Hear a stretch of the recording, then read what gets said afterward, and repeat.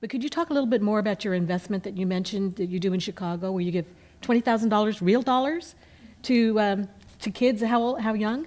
We start at first grade, so we give them $20,000 real dollars when they're in first grade. Our school is called the Ariel Community Academy. Is it per kid or? No, they have a class gift. I'd like that.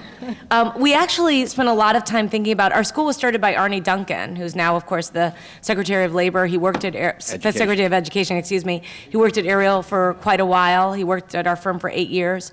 And we'd had this dream about financial literacy in schools, and he'd been very much tied to the educational movement in Chicago.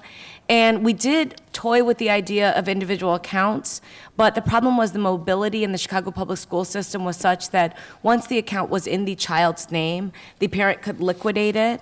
And if the child moved, we said it really doesn't accomplish the goal that we want. What we do, however, is we turn over the portfolio to the children in portions, starting in sixth grade. They take over a portion, seventh grade, another portion, in eighth grade, they have the whole thing. When they graduate, they give $20,000 back to the incoming first grade class to make the program self-perpetuating, and Schwab has been an important partner with us along the way as well, in that what we do is the remaining profits that are left over, the students divide.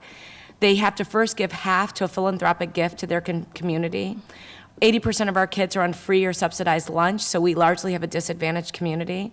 The other half of the profits they get to split. And for every child that will put their money into a 529 plan for college, we match it another $1,000. Wow. And so the idea there is that they become acclimated to the idea that you never walk away from the free money. And so we want to make sure that when they're in that 401k plan, they're at least contributing enough to get the free money. The great thing is that investing becomes like sports for the kids. We open up the day with the opening bell of the Dow and talk to them, and we have a closing bell as well.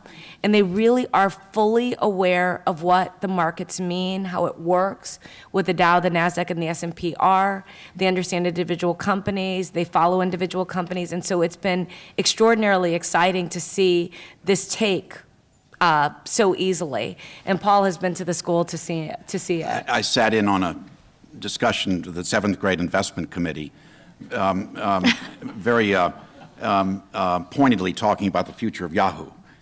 It was really quite remarkable. But we need to multiply this so broadly. And it really, I think there's no alternative really in our society than building it into our core curricula at an early point in the schools, and also doing what we can to educate adults who are facing these problems and who are beyond their schooling years, to assist them. The great thing about the school is that the parents have to deal with homework that they don't know anything about. So it, in a backhanded way, gets the parent more aware of the stock market investing, and that ultimately affects decisions that they make in terms of their own defined contribution plan investments. It also has affected the teachers who are teaching subject matter that maybe they had not had experience before. The question that we ask, and being provocative, imagine if we had a financially literate society. The housing crisis wouldn't have turned out the same way. Imagine if we had a financially literate Congress. Yeah. I mean, these are things that now you're heading difference. into the political aspects of it. And I don't say that so to be true. Disrespectful, but again, if you don't have that in schools in America, it does affect the outcome. And we've put people in charge that maybe do not live with the stock market and the investment world the way we do on a daily basis, and yet they legislate around it.